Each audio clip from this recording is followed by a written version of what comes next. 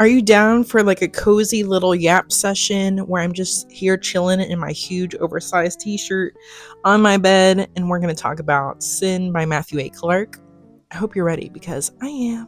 If you like all the spooky things, go ahead and hit the follow button. And if something does end up happening to TikTok, I have a ton of LINKs in my bio, so you can find wherever else I am over there. But if you're interested, I am on Blue Sky, and most of my content that I post here is going to go on YouTube. Blue Sky is just where I talk my ish, I yap a little bit, and I might post some thoughts on different things here and there, but it's just kind of like a day to day, whatever I want to talk about, I talk about. And I do have like a Facebook page, but that's mostly for my business, yoga related stuff, witchy things. If you're into that, though, you can check it out.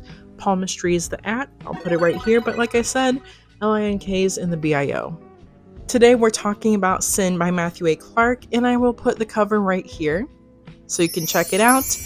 And basically, this book is about this guy named Alistair. He's in this very heavy grieving area in his life, or period of his life, because his wife was recently diagnosed with terminal cancer, and it's just spread all over her body. She's basically bedridden at this point. She can't really do much. And he has like an in-home nurse kind of coming and caregiving and all of those different sorts of things.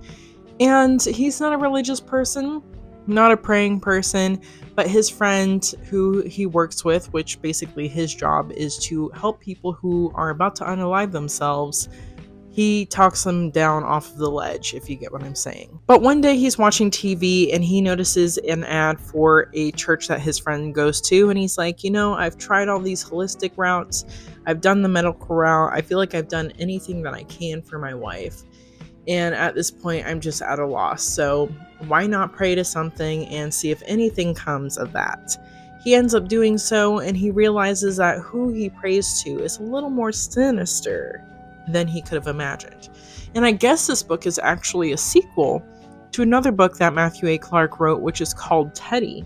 The cover is very awesome, but not as awesome as this one, in my opinion. And people seem to really like Teddy. But I believe that this book can also be read as a standalone.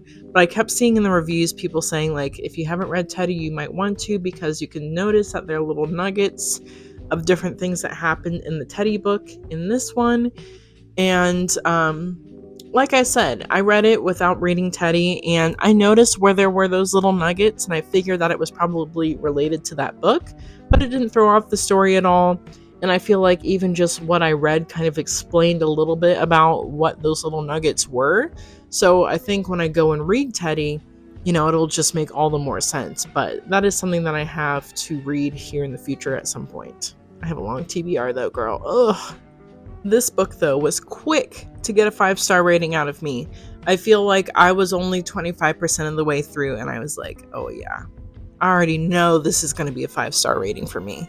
I just had a feeling. The writing is so good, and he just has a way of telling a story that could be about the most dark, depraved, sad, twisted, weird things, and just make it sound so eloquent and beautiful and palatable that you can just digest it.